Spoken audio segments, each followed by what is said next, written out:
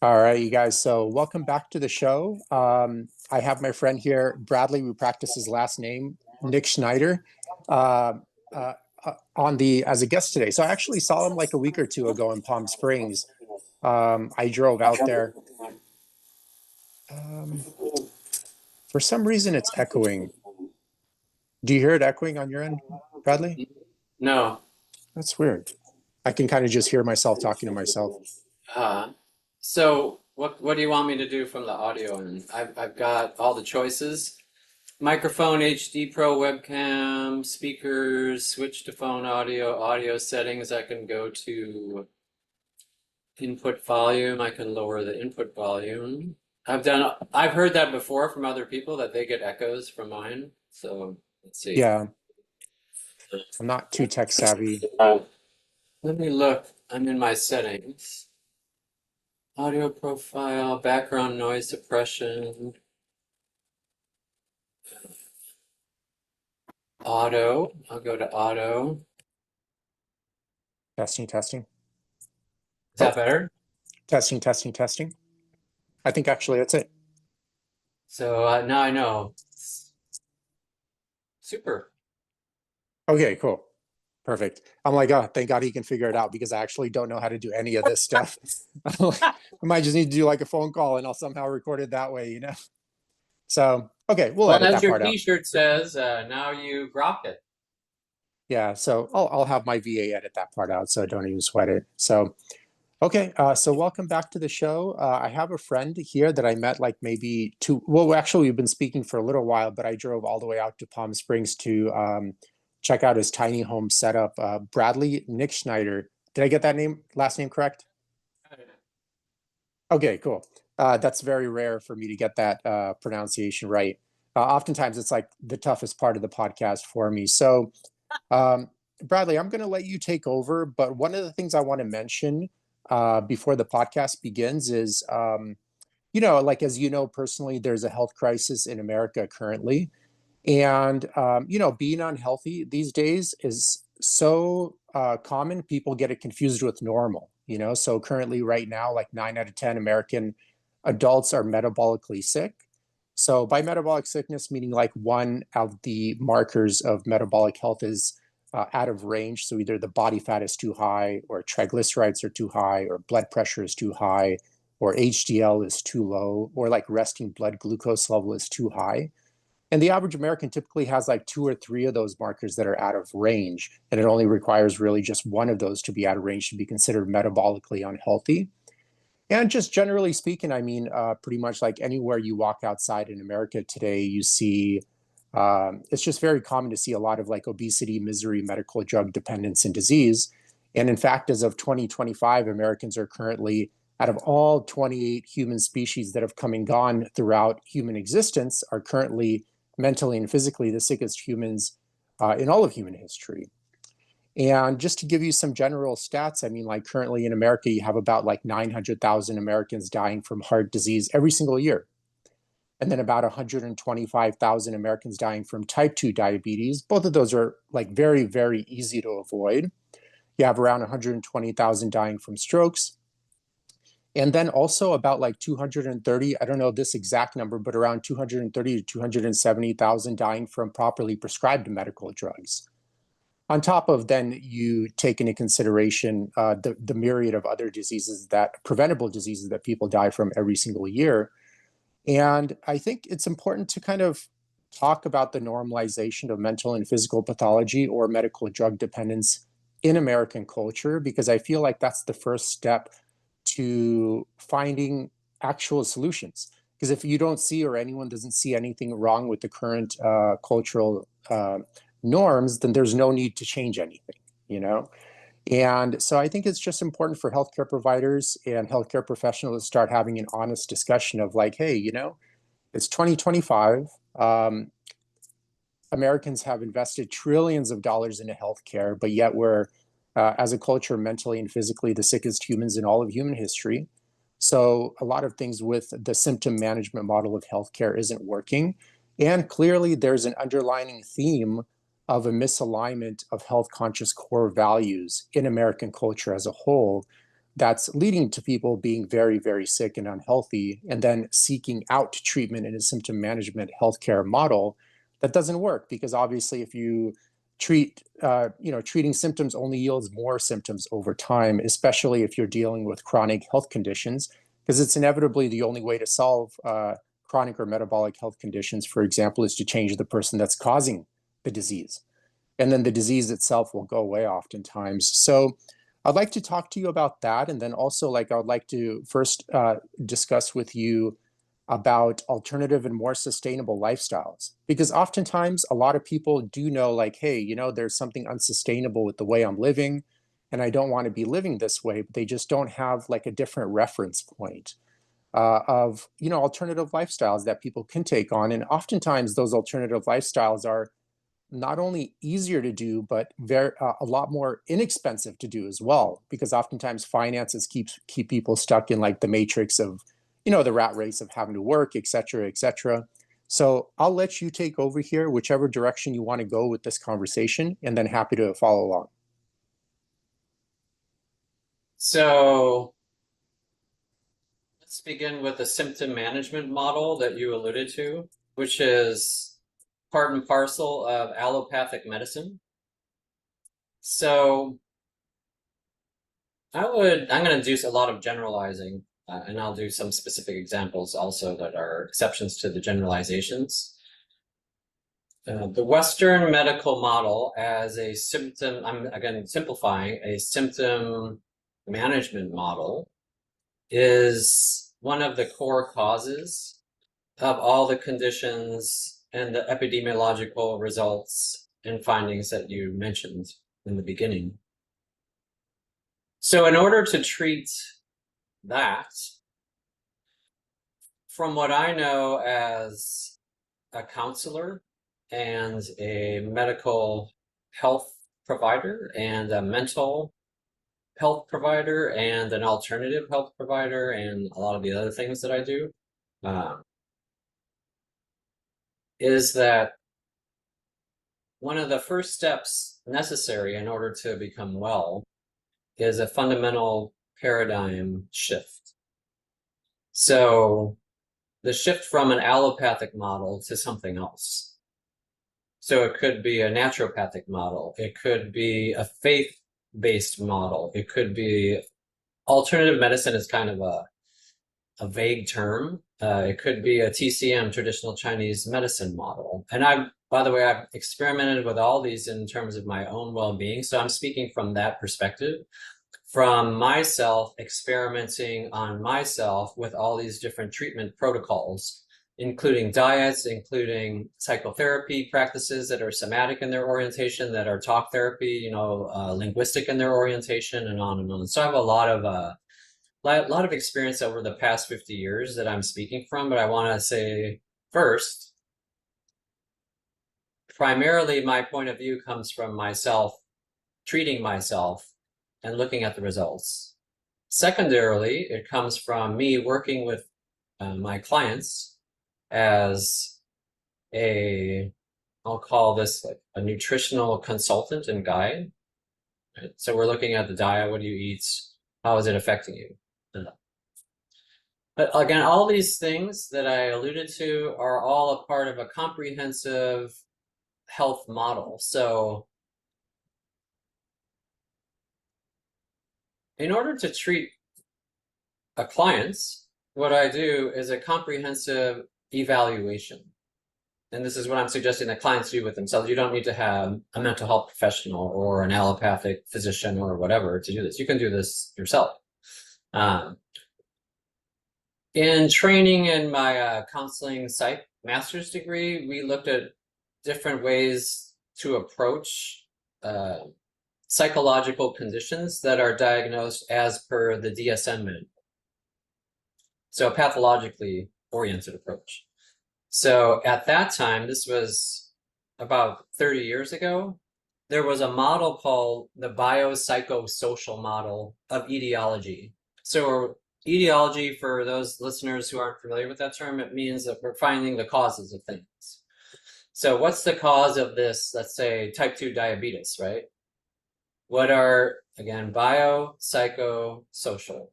What are the biological causes of it? What's going on physiologically? What are you eating? How's it affecting your blood, etc.?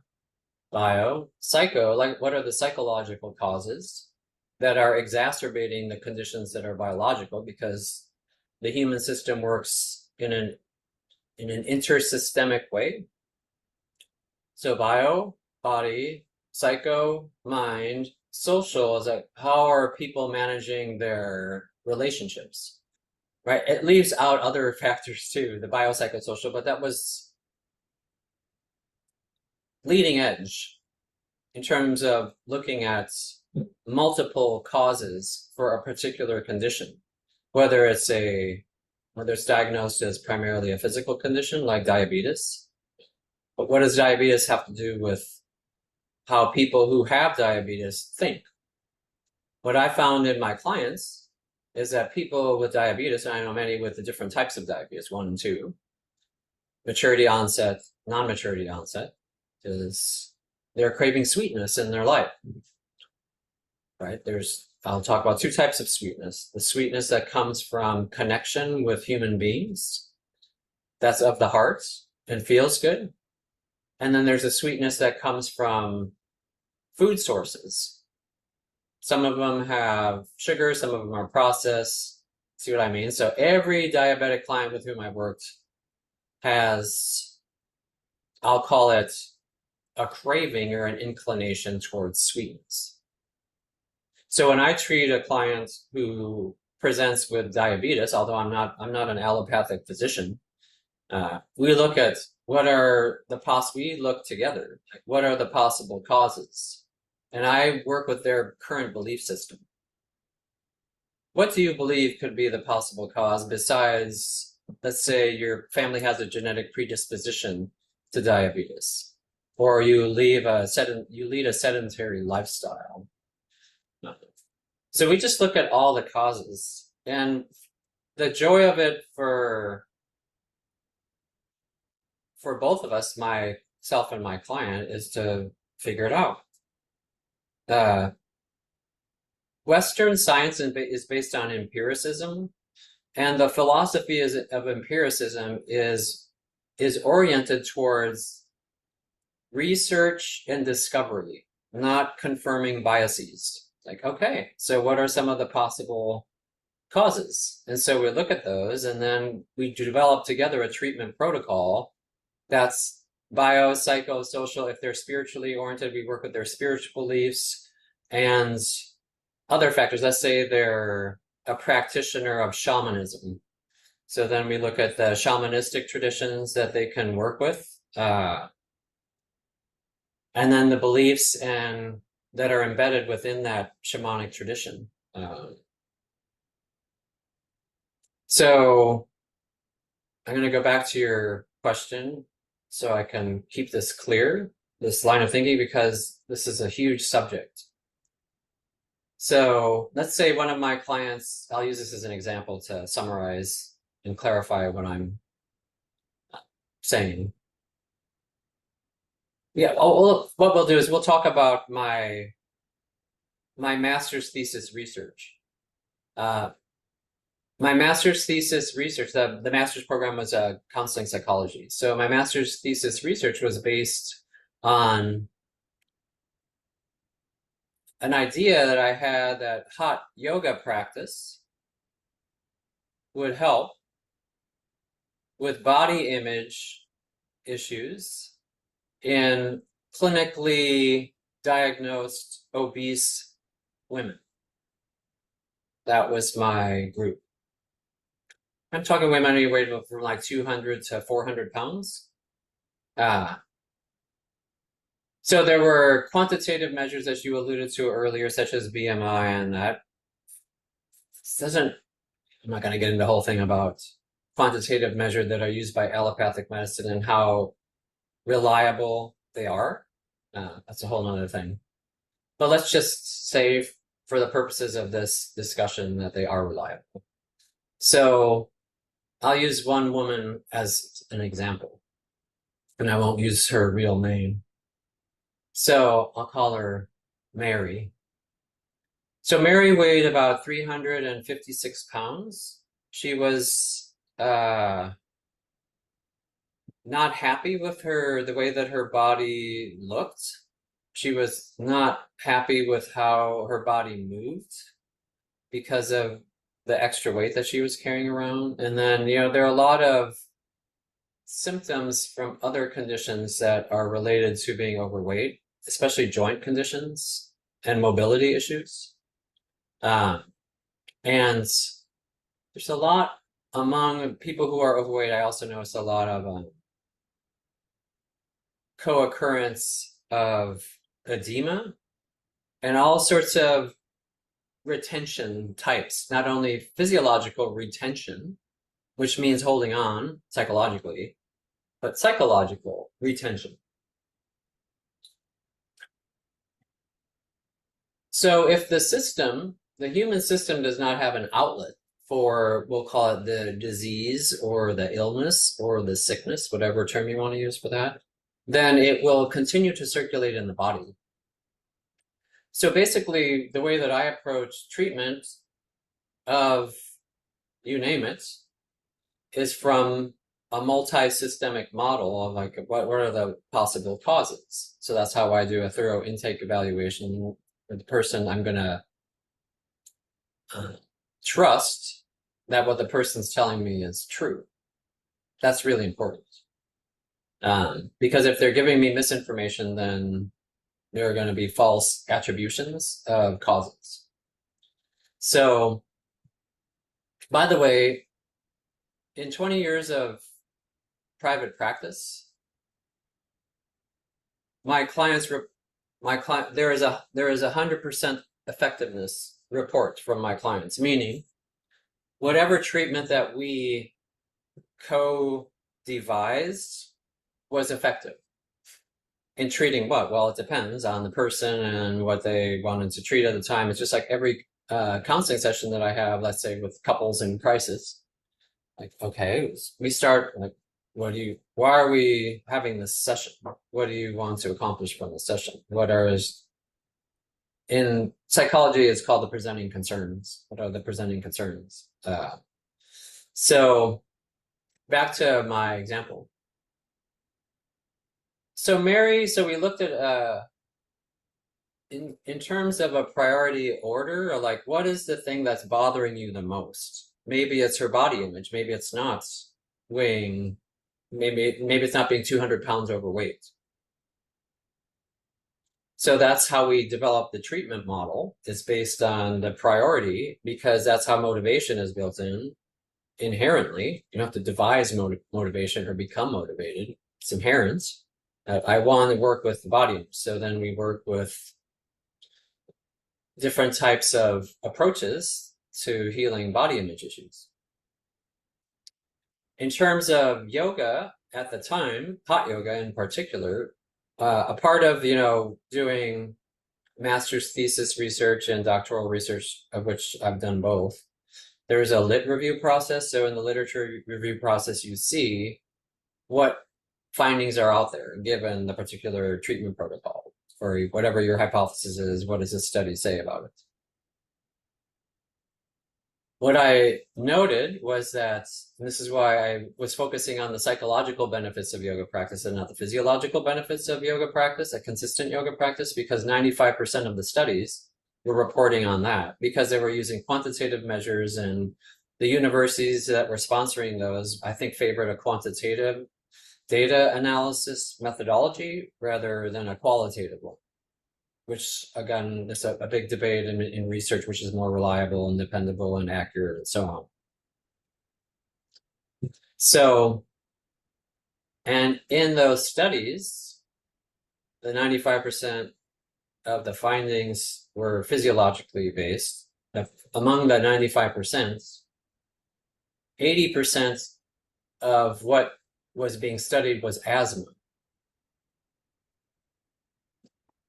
So yoga as a treatment for asthma. Again, yoga is very broad. There are actually hundreds and hundreds of styles of yogas and types of yogas, which is, we get to the infinite variable difficulty in terms of when you do your data analysis? Like, what really was the contributing factor to this person getting better? Was it, let's say, because she was a hot yoga practitioner, right? Was it sweating because the room is 105 degrees? Was it the camaraderie in the yoga class, in every yoga class, where people, it's hard to do this in this time. At this point in hot yoga, there was no such thing as a 60-minute class that I was aware of, or a 75-minute class. They were all 90-minute classes. They were based on the Bikram model, and then Bikram did not teach his teachers to teach 75-minute or 60-minute classes, just 90-minute classes. So it's akin to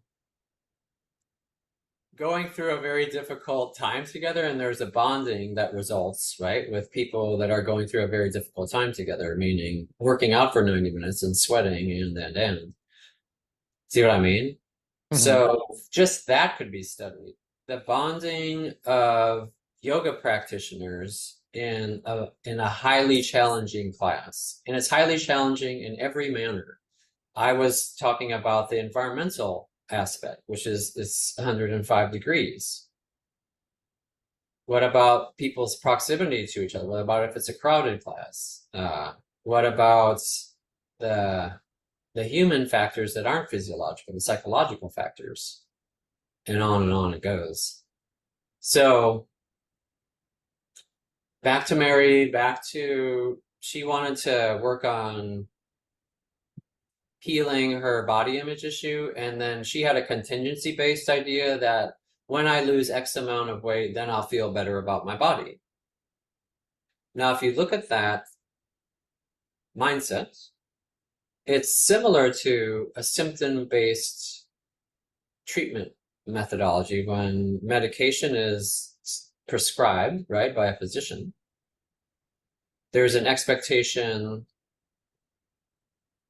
and a belief that it's going to work insofar as the physician is diagnosing properly and prescribing properly, right? That is a parallel thought process to a psychological intervention. Well, we try this, let's say a breathing meditation, right? We'll try that, and then it will change this. It will ameliorate the symptoms, or it will heal the whole thing. So I feel like I'm wandering off a little bit. Let me go back to the original. I'm going to address your original and initial comments about a symptom-based treatment model and how many Americans are unwell. I would say I'm a 63-year-old man, and I've lived all over. I've been to all 50 states. I've lived internationally, so I have a really good comprehensive view of Americans, right? Because I've been to every state, and I've lived in 8 different states. And the people in those states are all different in terms of their health condition. I'll give an example. So I lived in Boulder, Colorado, and the people who are in Boulder, Colorado, if you walk out on the streets, they seem very fit.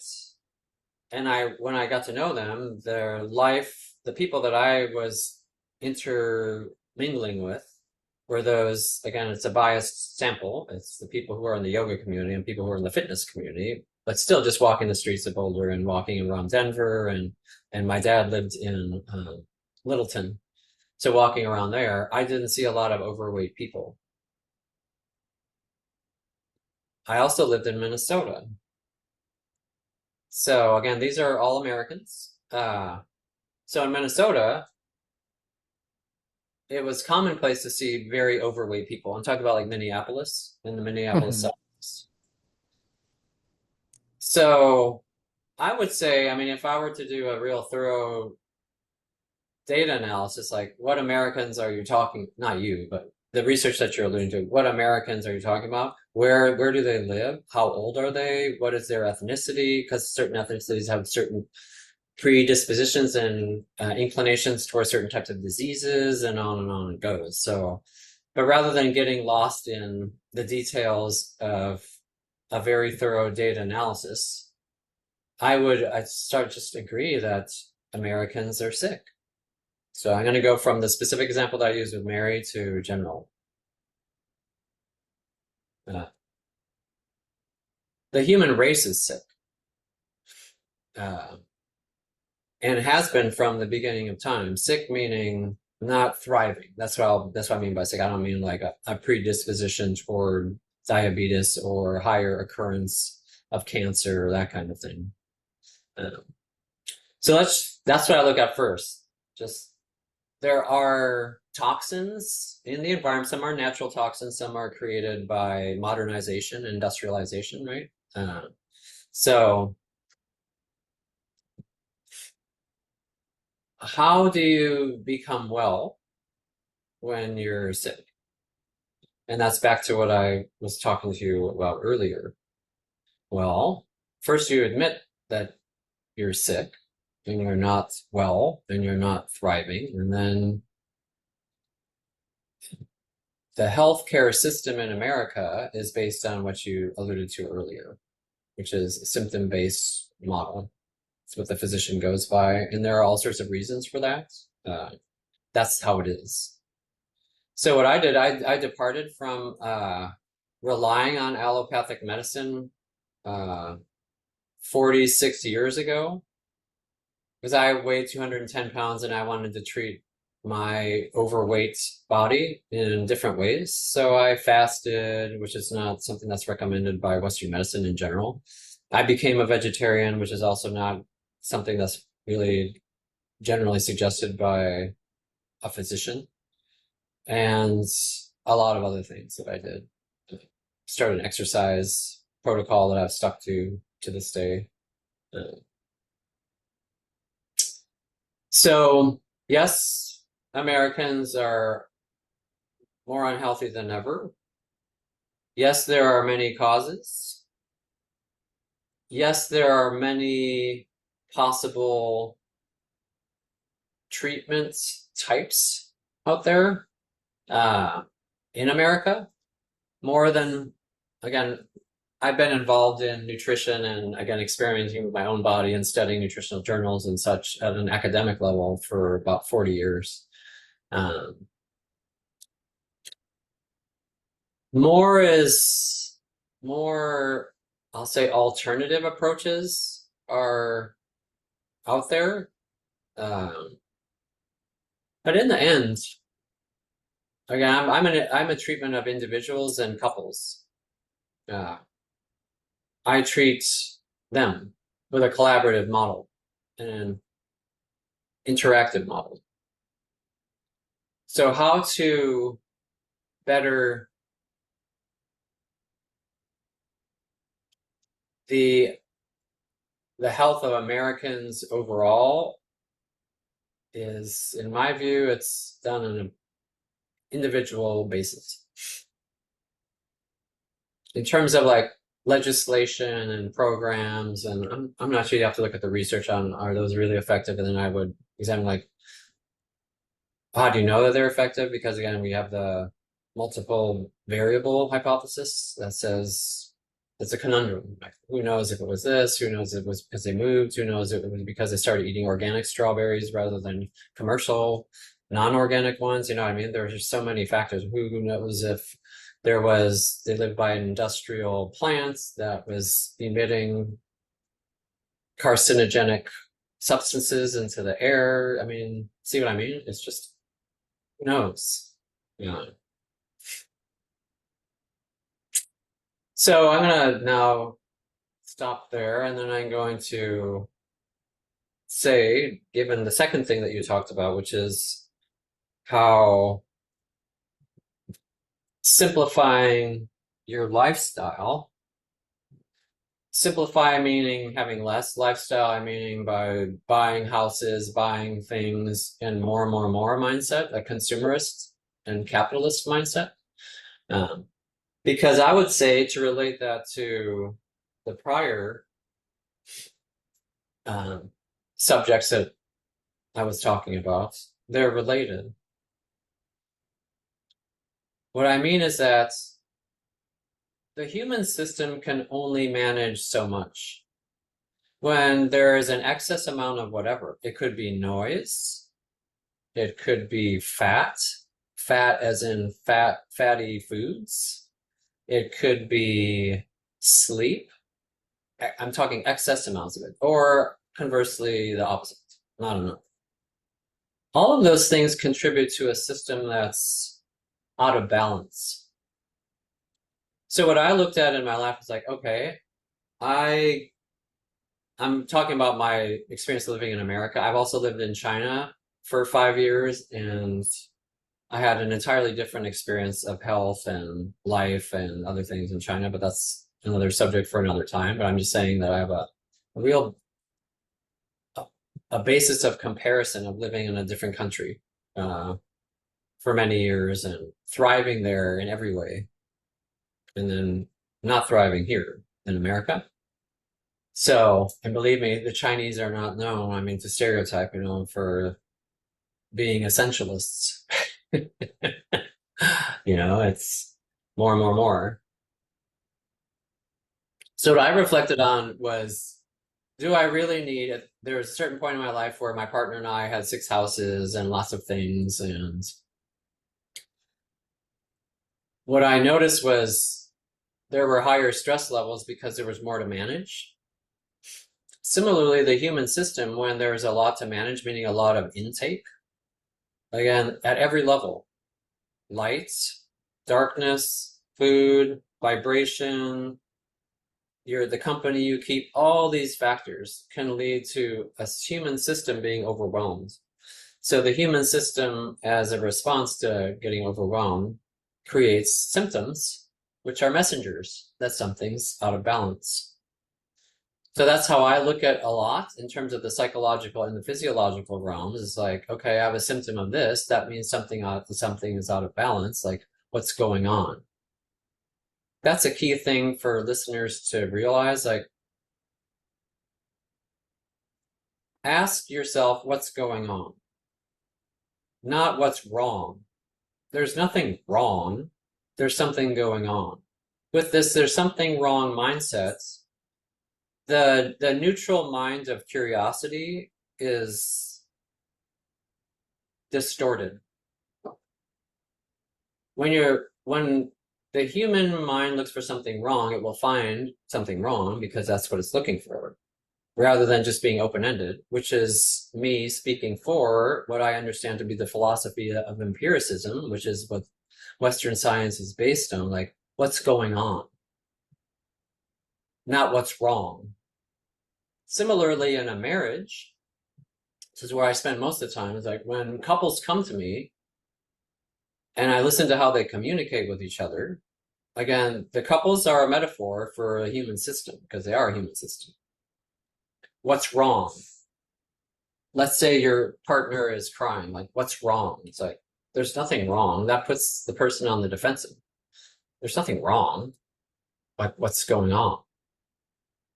So if out of all these things that I'm saying, that's one of the most valuable things I would say as a takeaway. Ask yourself, ask other people who are in distress of some sort that is obvious, what's going on?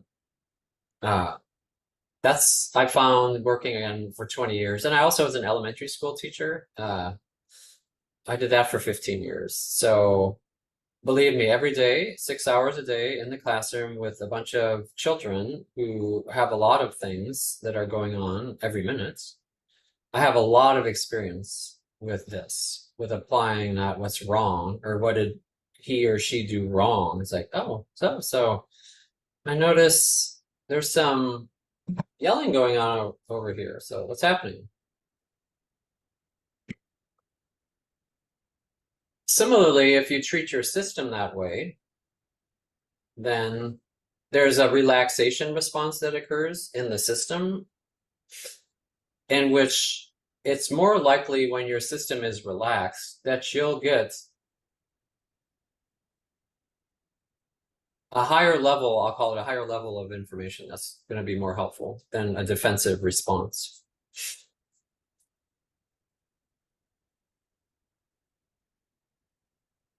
So see if I've finished up what I think you wanted me to speak to. So we're talking about essentialism. I'm going to tie in a principle from feng shui because I'm a feng shui consultant also.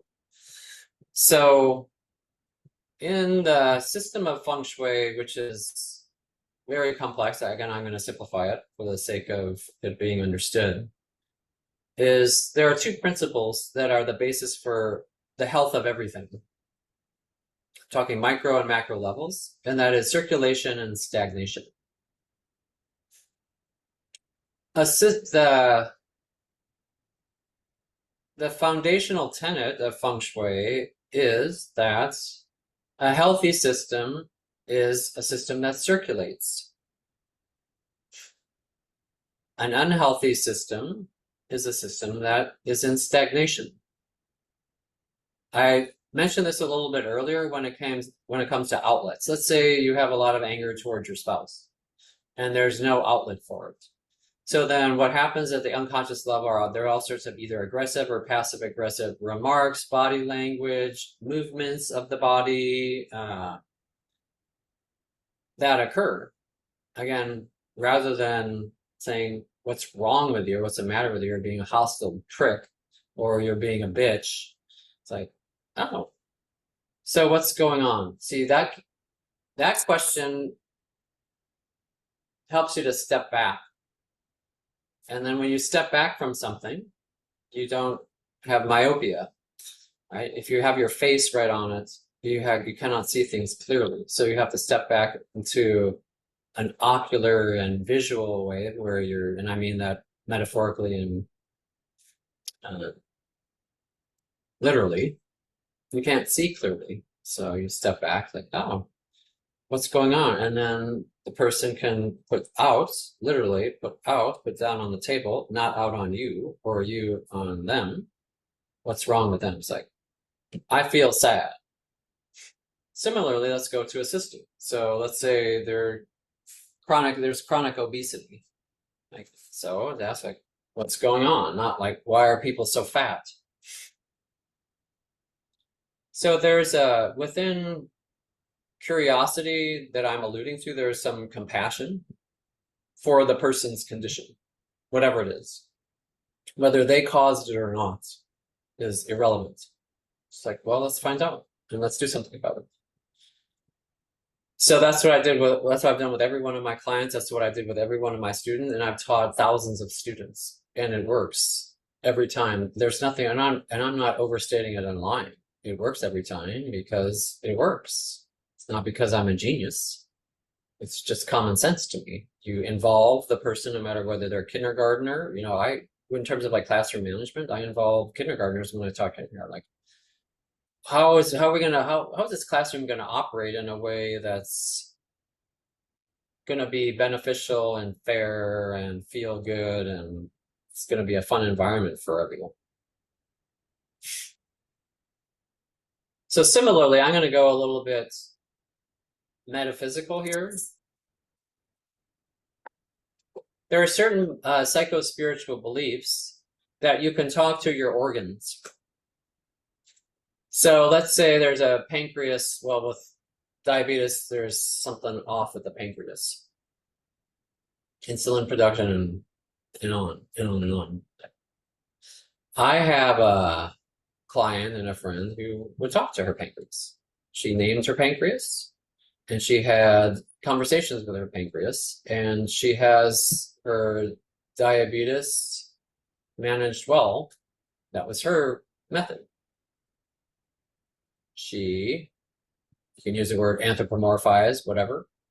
She decided to have a conversation with her pancreas. Let's say I have toenail fungus, so I felt hostile toward my toenails because they're ugly and on and on. So when I changed my mindset and I treated my toenail fungus with all sorts of different naturopathic remedies, herbal remedies, prayers, I mean, you name it. Anything but allopathic medicine, okay? Lamisil. Because there was a part of me that said allopathic medicine has caused so much harm, and so there was a critical. It's inaccurate. What I'm saying is inaccurate, and it's critical. And I'm running back to the feng shui. I'm circulating this attitude. There's no fucking way allopathic medicine is going to work. It's like, oh God, it's just going to, I look at this 3 pages of potential side effects and damn. So a few months ago, nothing that I had tried was working. For 35 years, I'm talking about. So I'm talking about a chronic condition. Nothing life-threatening, just aesthetic. Because believe me, as a yoga teacher, you don't have, well, most yoga teachers don't have socks and shoes on. So like, you're walking around these nasty toes. You got to buy those like gripped 5-finger shoes and just wear those, Right. during Yeah. class, and just kind of give some story like, I just need better grip on the floor, or something like that. Well, that would be fun. So a lot of students started wearing those socks, the gripper socks. So I decided to, in psychology, we call it bracket. Just put it aside. I just bracketed my own ideas about and fears about this medication is going to fuck up my body and screw up my liver, and none of that happened. What happened is my toenail fungus is almost gone after how many months has it been? Like 4 months? No side effects. So see what I mean? It may seem contradictory to what I'm saying in the beginning, but all medicines work for some people. You have to find out what works for you and not blame the American healthcare system or blame this or blame that, or what good is blaming going to do? Use the process of trial and error and find out what works and what doesn't. I am not, a multi-millionaire experimenting, have all the time in the world. I chose things because that could be an argument. Well, I can't afford this. Like, well, find the things that you can afford. For example, I went to podiatrist. You know what they told me after I paid hundreds of dollars? They said, use Vicks Vapor Rub on your toenails. There are a lot of essential oils that have antimicrobial properties, allegedly, like tea tree. So tea tree oil, try that. Try a combination of tea tree and eucalyptus. And then I went online, use this proprietary blend of this oil, that oil, that oil. See what I found. I spent hundreds of dollars. And then what I found out after I stopped applying the topical oil, guess what? Came back. Again, back to a systemic versus topical. This is the same. I'm going to circle back to treating disease in a symptom-based approach versus a curative approach, right? Well, first of all, we need to find out if this is curable or not. If it isn't, then the client, the person who is ill, needs to know this is not curable. This is the best that we can do. There's no miracle pill. So, see what I mean? In palliative medicine, you're just trying to treat the condition as best as you can, right? So I would say with those who are like super hypercritical about allopathic model or whatever, a traditional TCM model or a naturopathic model or an herbalist model, whatever, is like,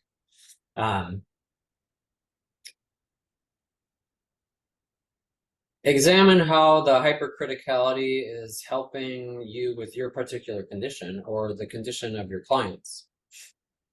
It's good to have a critical mind for sure about it, and it's good to put it in its place and not let it take over. Because this is something, I've been in many doctoral programs. I finished one, but in one of my doctoral programs, this is in transpersonal psychology, what we were looking at is what is the most beneficial treatments for psychological conditions, like a panacea treatment for anything, whether it's narcissistic personality disorder, anxiety disorders, or whatever. Anything that required the patient to take a pill of some sort to treat it. right? What's the most effective? And all the studies over, as long as studies have been done, is the placebo effect. That they believed it worked. Whatever pill they were taking worked. See, that speaks to something like. So what I would say to listeners that believe, it's just helpful. Believe that whatever it is that you're doing to treat whatever it is that you're treating, believe it. Believe that it's going to help. And according to research, it will. It will help. Whether the pill is made of sugar or some sort of herb or some sort of medication that's manufactured by a drug company. So that's what that was like one of the most fascinating things that I ever realized. Really? Because I had studied that, I heard about that in undergrad about the placebo effects. Like I was, wow. So then again, what I do is I experiment these ideas. I just experiment on myself. So again, I'll finish this, and then you can ask other questions if you have them about simplifying my lifestyle and back to feng shui and stagnation versus circulation after all these houses and all this money and wealth and living the consumerist capitalist dream of having a lot. It led, and there are studies on this too. There's a certain point where even earning a certain amount of money after you earn more than what you really need, you start to get sick. Either sick mentally or sick physically. So this is what's being studied. It's curious. I'm curious about, like, there is I'll call it an inherent limit in humans of what is enough. Different cultures have different ideas around what's enough. More is better, less is more, this kind of thing, right? And we have the whole continuum from the ascetics who don't even have clothes, the naked ascetics, like in the Indian tradition, to those that are living in palaces and have other palaces and 100 wives and 1,000 cars and whatever. I would have ended it at the 98 wives. 100 wives seems like too much overkill, I think that's when illness will begin to accumulate at the 100, at that even number, 100 even number. I'm like, that's it. I'm getting sick. I feel cancer growing, dude. There's so much estrogen surrounding you, man. What could you do? Bound to develop some type of breast cancer in that case, too. So back to trial and error. And so I started simplifying after I left my husband of 18 years. That was in 2006. So that's about 20 years ago. I went from, I don't know how big that house was, 4,000 square feet, to a studio apartment, 300 square feet, whatever. Everything, there's a lot of, it's beyond the size of the house and the size of the apartment. Generally, though, what I can speak to is I could relax because there was so much less to manage. And I'm not just talking about being in a relationship for 18 years. It's just stuff, things. So I surrendered it all, meaning I either gave it all away or let it go. It all, meaning, except for the bed. I took a bed, and I think that was it. The bed, because I ended up buying a sofa, bookshelf. I think I took a bed and a bookshelf. I think that was it. Okay. So then what I realized was that the quality of my life in every measure was elevated from that choice. So then I started like, okay, do I really need to have 6 pairs of blue jeans? No, I don't. So I took them to the thrift store and donated them, or gave them to people who wanted blue jeans. See what I mean? And then I noticed I felt lighter. Again, let's go back to feng shui, and I tell you, again, for the listener, there's another thing. It's about being curiosity. Having curiosity and compassion and asking a question like what's happening or what's going on versus what's wrong. The other thing is about circulation and stagnation. You can apply that to almost anything.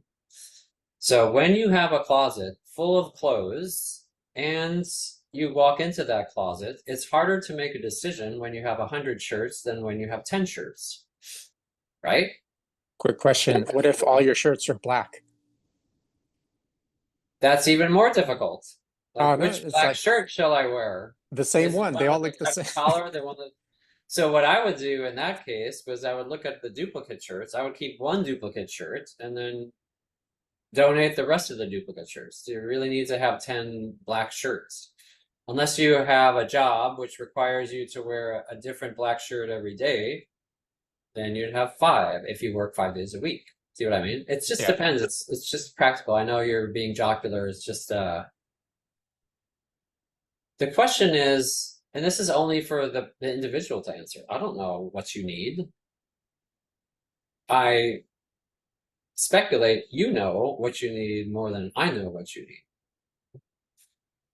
So there have been all sorts of books written about this, and Maria Kondo was, all the thing about letting go of things, and she had her particular method, and so this is not new. And back in the 90s, it was called space clearing, where we had people like Karen Kingston, helping people with clearing their spaces, and this was, again, literal and figurative. Like when you clear your environment, your physical environment of excess, then you clear your mental environment of excess. And this is what the meditation teachers have been teaching for thousands of years about the benefit of clearing the mind. They all have their different techniques of doing it, but it's a similar principle, is like the simplicity of singularity of one thing, hence the repeating of a mantra such as Om. Like that's this, again, that's a cliche for yoga, Om.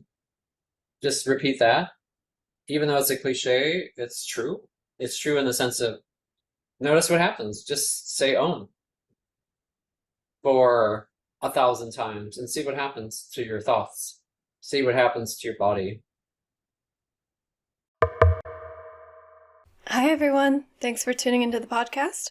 I'm curious, have you ever been confused by the labels in the grocery store? In Yevgeny's book, he demystifies the difference between caged, cage-free, free-range, and pasture-raised meats. He also covers how to avoid GMOs, source high-quality water, fish, supplements, and other related topics. It's a beautifully illustrated, non-technical read that comes with a comprehensive video series and other extended learning materials. Jump on Amazon and check out the book titled Anti-Factory Farm Shopping Guide by Eugene Trufkin. Now let's dive back into the podcast.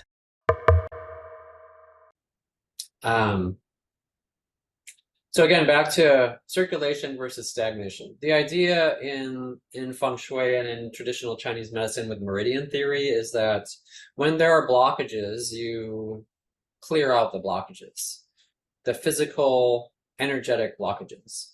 So you do that through acupuncture, acupressure, and other methods. That's, again, the body, that's looking at the body as an energy system, as Qigong does, which is a little bit different than the way allopathic medicine looks at the body as systems.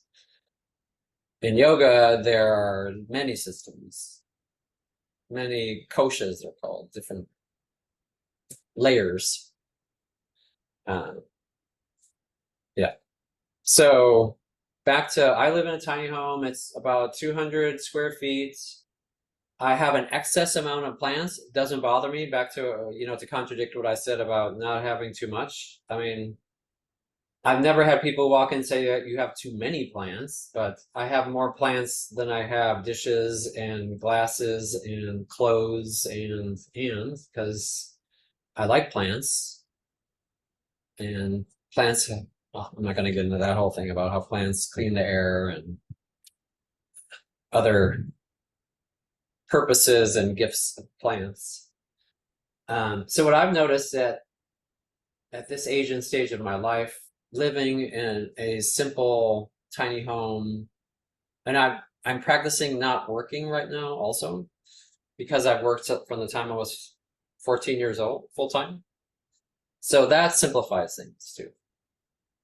I do have my counseling clients but I don't have by not working is like a 9-to-5 job and report to this boss and this kind of conventional work. So I would say overall, again, back to the initial Americans are sick.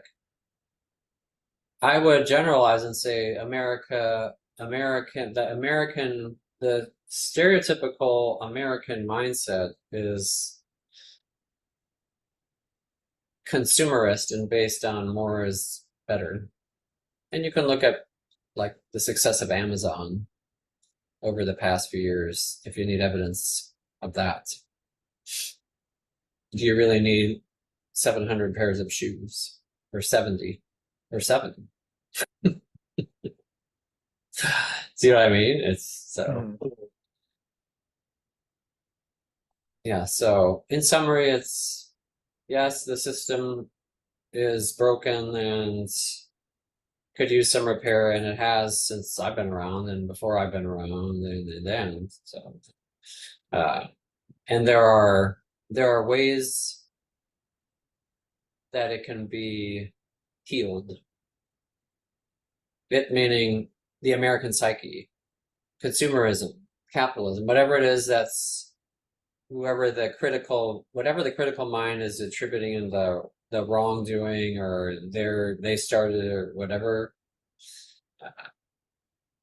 they're pointing to as the cause of the problem.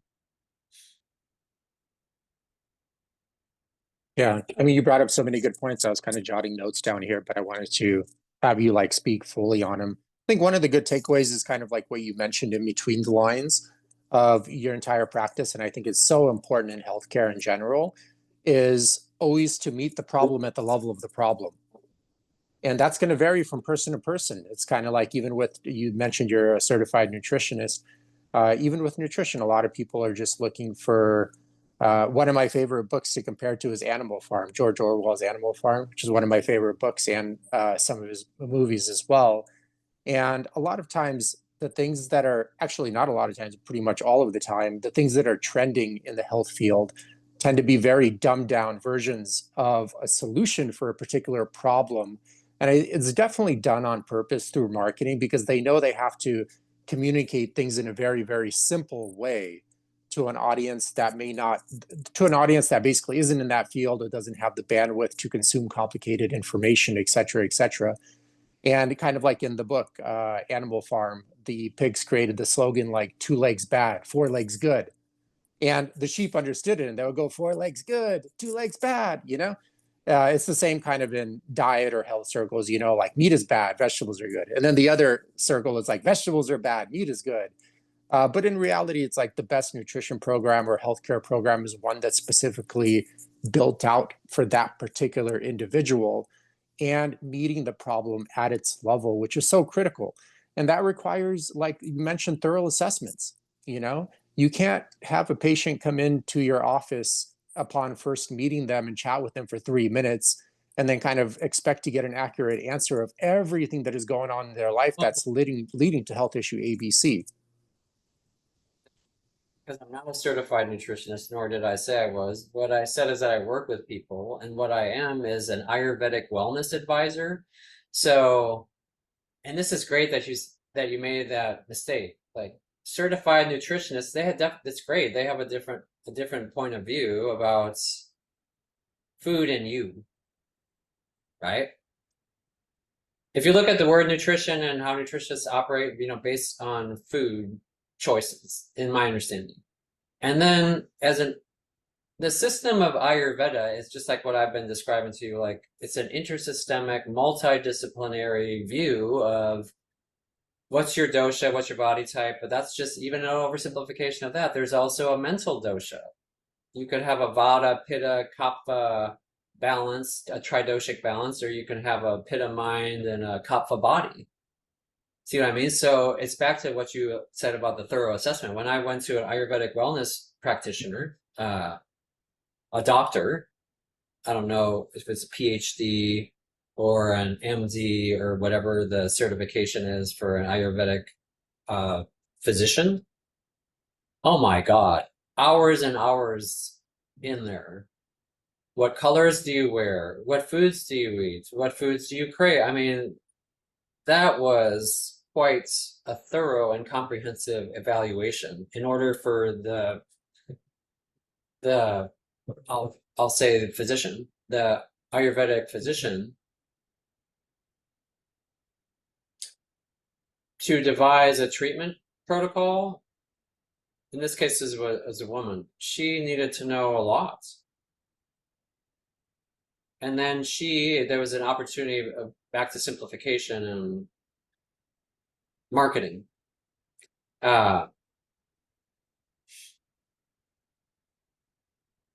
It's hard to market in sound bites an Ayurvedic approach. It's possible, but there are so many different ways to approach that. But whatever it is that your condition is, and I'll give you an example. So I have a Vata body type, a Vata dosha. So what I noticed is that since moving to where I live right now, which is for listeners who don't know, I live in a town called Desert Hot Springs, which is close to Palm Springs, and Desert Hot Springs is basically a wind tunnel because of the mountain formations. So Vata has an association with wind. So when you're a Vata temperament, a Vata dosha, and you're in a windy place, you could they call it aggravation. You get Vata aggravation, meaning restlessness and mental perturbation and da da da da. And so I was wondering, like, I like this place and I moved here for different reasons, but because I didn't pay attention to where it would be best for my dosha, not just aesthetically because I love the mountains and the warmth, this place is not good for me, for my Vata dosha, because there's restlessness, there's all sorts of just like a baseline perturbation, I'll say. It's not significant in the sense of it interferes in functioning, but it's like that. Do you know what I mean? It's like that's just one non-allopathic way to approach what we're saying is health, right? And that's super important. Like, you're talking about health, like what type of health are you talking about? Talking about physical health, mental health, spiritual health, family health, societal health. See what I mean? It's just, it's important to be clear again, because I'm a researcher, to identify what it is and define what it is. I'm not asking you to do this, but Yeah. I mean, just for the person in general, what are you talking about? And again, what kind of health do you want that you think you don't have? And you know what I mean? So just that's what I do with my clients, just take them step by step. And this is where my background as an elementary school teacher comes handy, right? Because a part of my job is to explain abstract and complex concepts to children, but not be condescending or patronizing either. And the way that I suggest that they do that, again, is it's called heuristics, which is explore and find out for yourself. I mean, it's fine. You can go look up a definition or ask Google or whomever. And that's one way to go. It's like, well, what's it mean to you? What is, let's say, mental health? What's that mean to you? Oh, I want to be happy every day. Okay. Is that realistic? Do you want to be happy every day? Like, how long do you want to be happy every day? Like, every minute? Only 3 minutes. Right, right. Got to be realistic here, you know? I was gonna say, there you go. I'm serious. Like, usually when I'm having the coffee in the morning, it's all downhill from there, you know? I swear, a lot of times I feel like if you take away coffee from a lot of people, they lose like 40% of their total happiness, you know?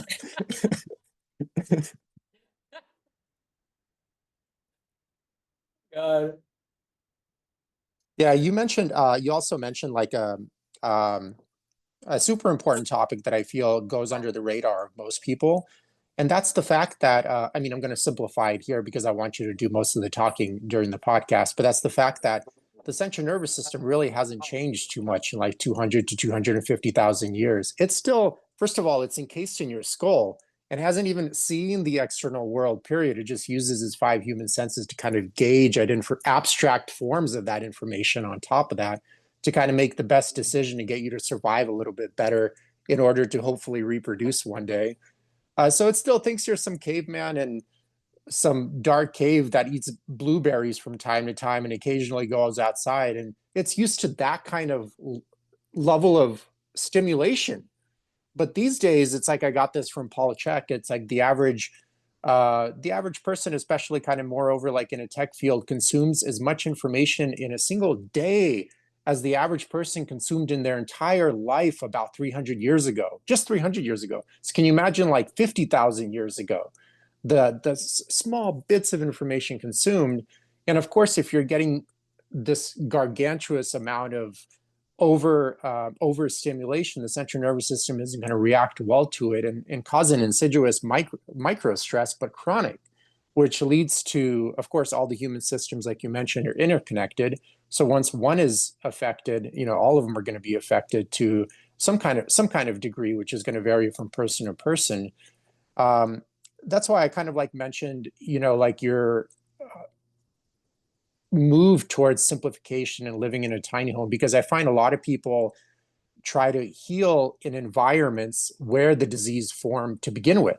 And it's also like an environment that, of course, people say mental and physical health is so important, but then you look at their behaviors and it's not even on the radar of what's important in their life or their spending habits. I'm sure you've seen this so much, but I get like people that are obese and full of metabolic health issues tell me that they don't have money to eat healthy or organic food. But then, the average American spends $8,000 to $16,000 a year on non-essential expenses every single year, eating out, alcohol, new designer jeans, whatever, without questioning it for 1 second. But then you tell them like, hey, a 2,000 calorie organic diet, 2,000 calories per day organic diet, 365 days a year is around 7,000 a year. They're, oh, too expensive. I'm like, dude, how about this European trip you just did for 3K for like a week? That's added like no real value to your life whatsoever. Like, how'd you come up with that money? And they go, oh, they come up with some story. But like I always say, sick people can't make healthy decisions, or they wouldn't be sick to begin with. So inevitably, I think I was just wondering what your opinions on just generally like a person trying to heal while continuing to live in the cesspool of society, that has normalized mental and physical pathology to such an extreme extent where even people that are very sick do not think they are sick. So let's address the central nervous system comment first and then that.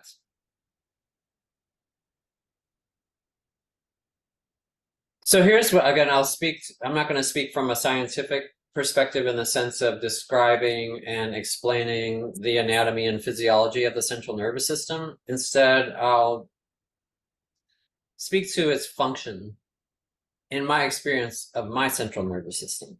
Okay. And you said about the central nervous system making decisions. And that's one thing I want to speak to. The other thing I want to speak to is the amount of overstimulation and information overload that you alluded to, right? Because it's true. The central nervous system was really not designed to have that much intake. That's the overwhelming part. Right? Like the statistic that you mentioned is an example of that. So what does it do? What does an overloaded system do? Any overloaded system do? It breaks down. How does the breakdown manifest? It depends on the person. Overspending, if we analyze, like, where is this overspending coming from? Scarcity mindset. I grew up with poor parents and a poor grandparent during the Great Depression or whatever. See, I mean, there's some reason, story, narrative that's associated with that behavior. And if it's unexamined, the behavior perpetuates itself, right? So this is what one of the first movements towards better health is self-examination. In yoga, there are 2 A's that, again, I'm simplifying everything because things are so complex, but that's just, I have the ability to simplify things. Awareness and action. Those are the two A's. That's all you need in order to transform. What are you aware of? I'm aware of my spending habits are in excess, and I say that I can't afford an organic food-based diet for X amount of money. You said 7,000, and but I can afford this $3,000 trip. They're like, well, let's look at what again. Well, with that example, I would sit down with that person. But well, first of all, the person needs to come to ask for help or ask for support, and that's the first great step, right? And that's what I would do. I would go through well, what are your priorities? Are your priorities to live a healthy life? Great. What are your resources?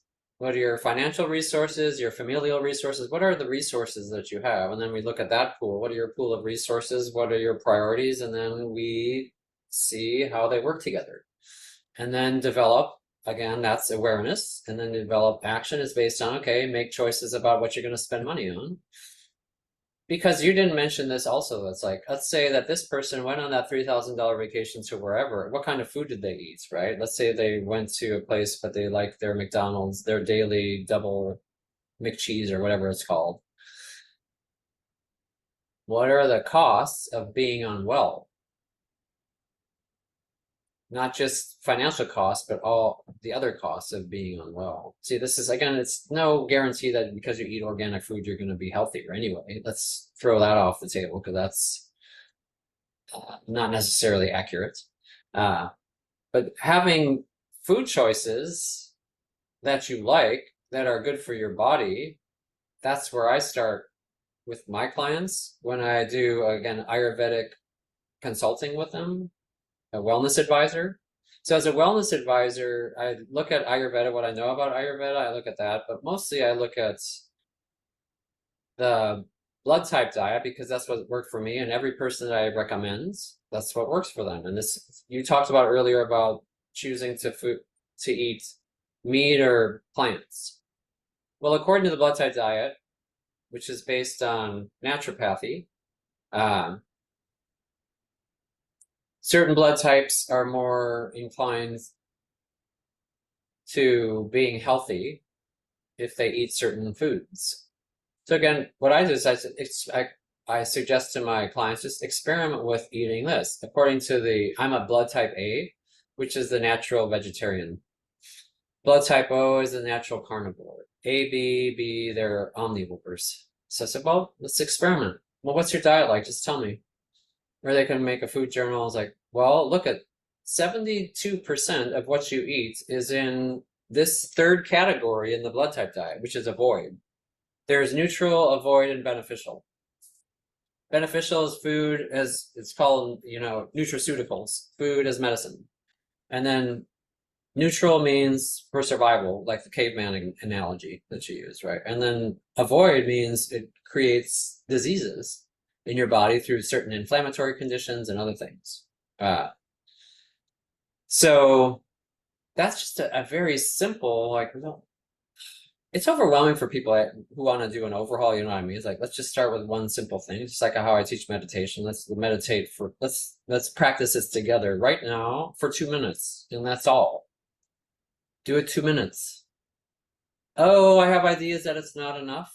Let go of those ideas that it's not enough. 2 minutes is more than 1 minute, is more than 0 minutes. It's not about amount. It's about consistency, not amount. So that's what I have to say about that, about the nervous system now. Back to amount and consistency. The central nervous system of the human organism needs a certain amount of routine and regularity and patterns. That's how it works well in a homeostatic manner. When there is an excessive amount of input, all the inputs, you mentioned the senses, from any of the senses, from the auditory, from the visual, from the kinesthetic, there's a system overload that really doesn't know what to do with it. The system doesn't know what to do with it. And that's where all sorts of odd behaviors and beliefs come from, a system that's overwhelmed. If a person has enough self-awareness to detect that it's 4 hours on Instagram was too much. Maybe 30 minutes was enough, but now we're in 4-hourville. I'm giving, this is by the way, this is an actual example from myself, because I was never on Instagram, but I decided I needed to be on Instagram because of my job. And so I got on and it's just like, oh God, there's so much great information, because there is on Instagram. There's other stuff that's not so great, but that's just like everything else. So I realized as I was up at 1 a.m. on Instagram, when it would be, I intended to go to bed at 10. What are you doing? So one way that the central nervous system responds to excess stimulation is to become desensitized to it. So that's like a warning sign for what I said to my clients. When you're numbing out to it and you're just like mindless scrolling, it's mindless. So if you have like that, back to awareness in action, if you have an awareness moment where, what am I doing? Because it's mindless, repetitive behavior. So the antidote to mindless, repetitive behavior is mindful behavior, aware behavior, wholehearted, not just mind, because this term mindfulness has been used a lot for decades. It leaves out like the heart of it, the wholehearted part. Mind is great. That's one part of perception.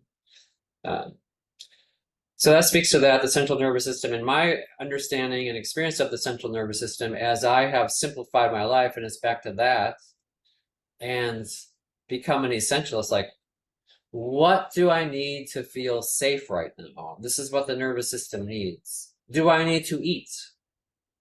Do I need to drink? Do I need to have shelter? These are like, the basic survival things. Once those things are taken care of in a mindful way, the nervous system can relax. And then we have shifting, right, from sympathetic to parasympathetic. Again, to simplify how that works. In sympathetic override, where there's cortisol, excess amounts produced, it creates a whole cascade of responses it's not just the nervous system, in the whole system, including the mind. So like, okay, what do you need right now?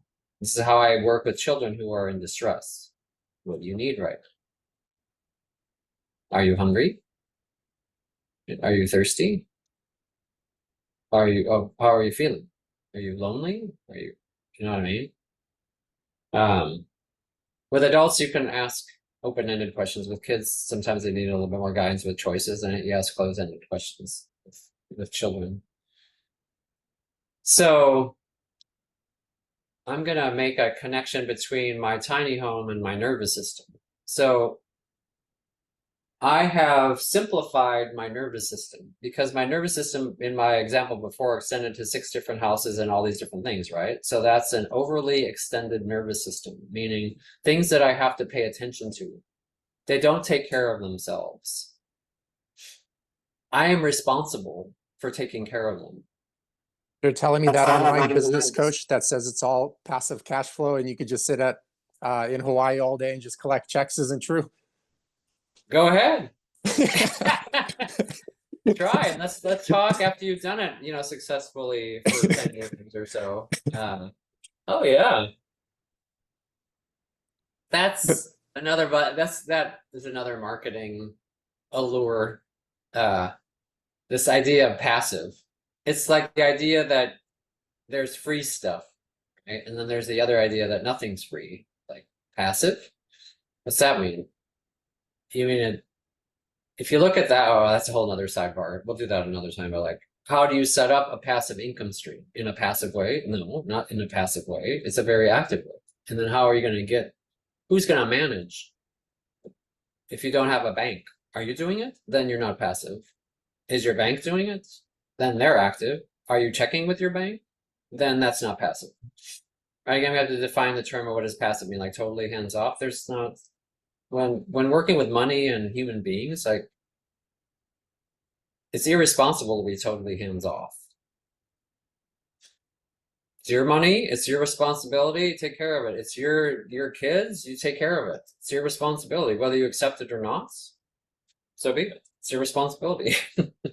You made it, you take care of it. You don't want it? Cool. Give it away. And then it's not your responsibility anymore. So there was that. You talked about the central nervous system, and then the other parts. What was the other part that you were wanting to more elaboration on? I forgot. Well, I just wanted your opinion on people trying to stay kind of in an environment where, health issue ABC has arisen, and then trying to heal within that environment or culture or whatever. And It's I find possible. I just find it's definitely possible, but I just find it's extremely difficult, and Yeah. I would say for the majority of people, not possible because they don't have the education to make the right choices and decipher what to do. And especially when they're surrounded by, all of their friends are like very sick or not health conscious, their coworkers, et cetera, et cetera.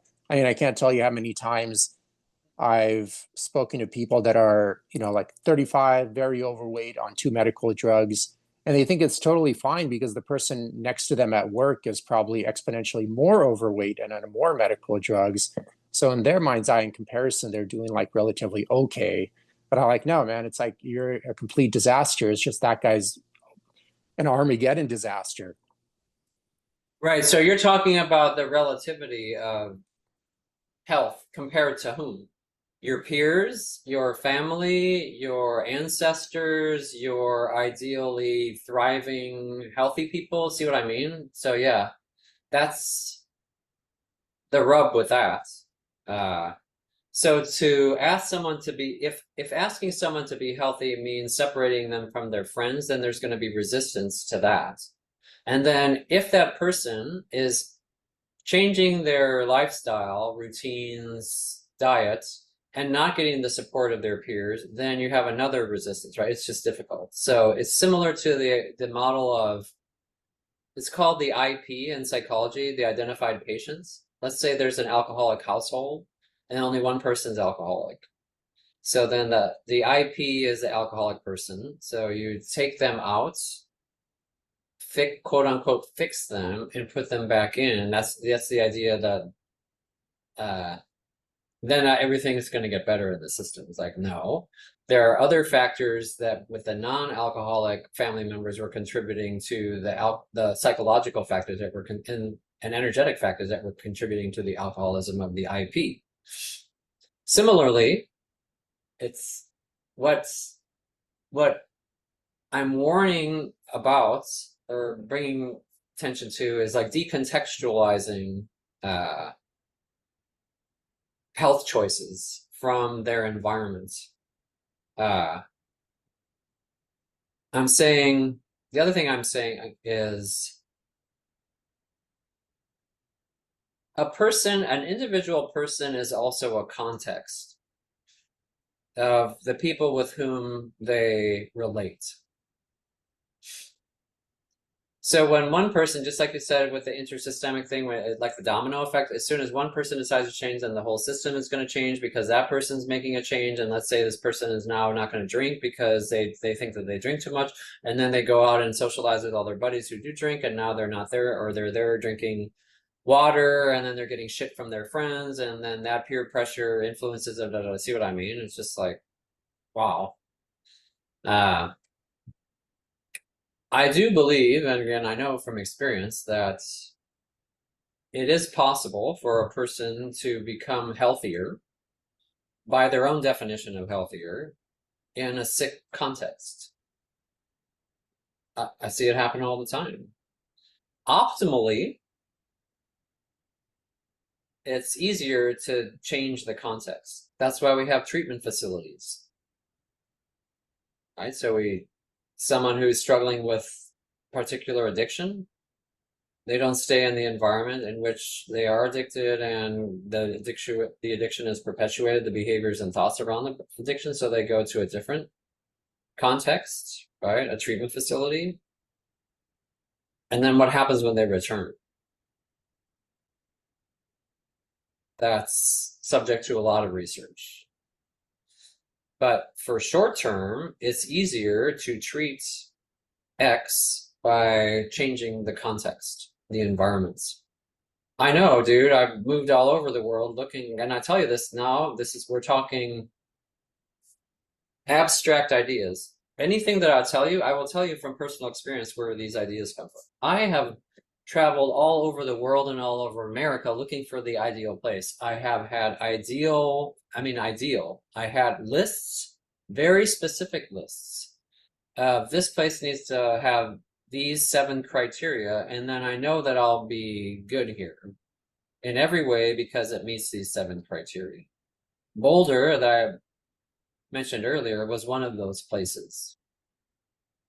I tried moving there on 3 different occasions, but the environment itself, I was there, it fulfilled all the criteria, the requirements of my ideal place, yet it didn't work.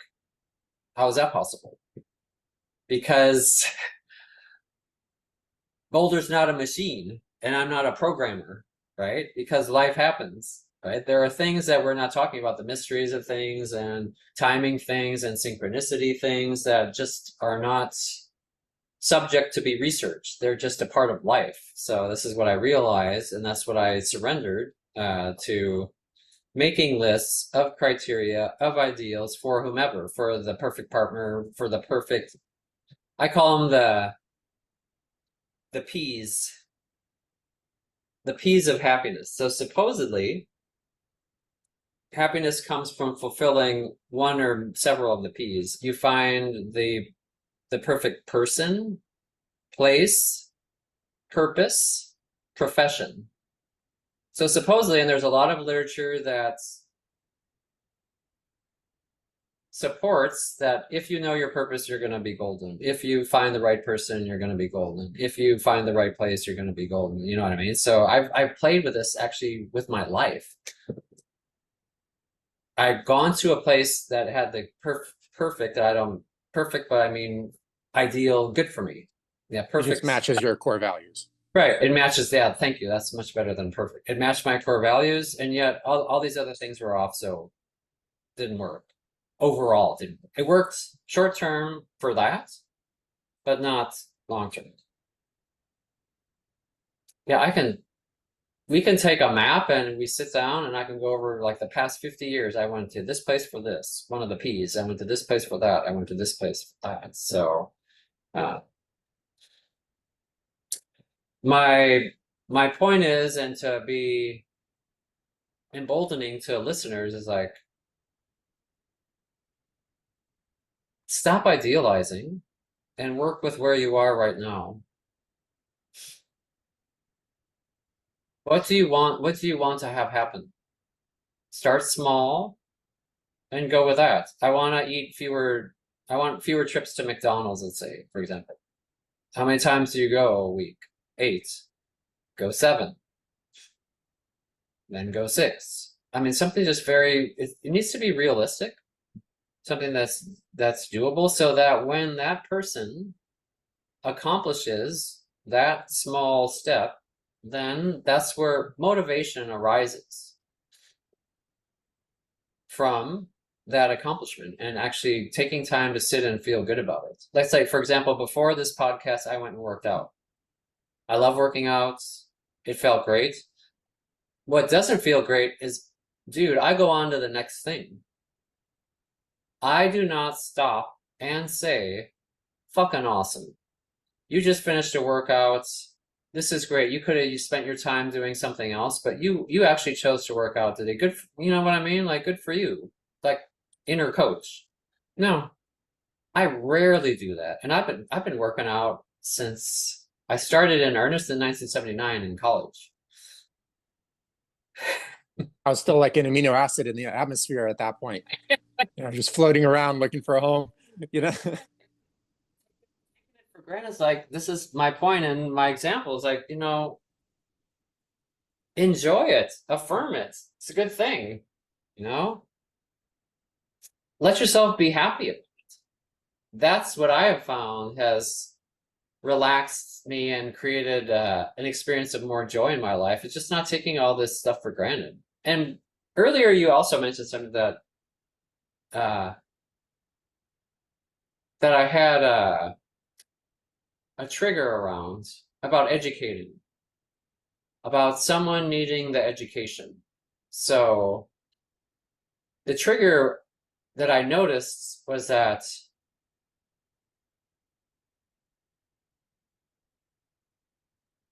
you can educate yourself. That's the trigger. The trigger doesn't mean that you said something wrong or bad or I am angry. It's not that. It'd be fine if that were the case, but that's not what I'm talking about as a trigger. It's like, huh. And this is, again, something else to say to listeners, like, you don't need to take a course. As you said earlier, there is so much information that's freely available now. Truly.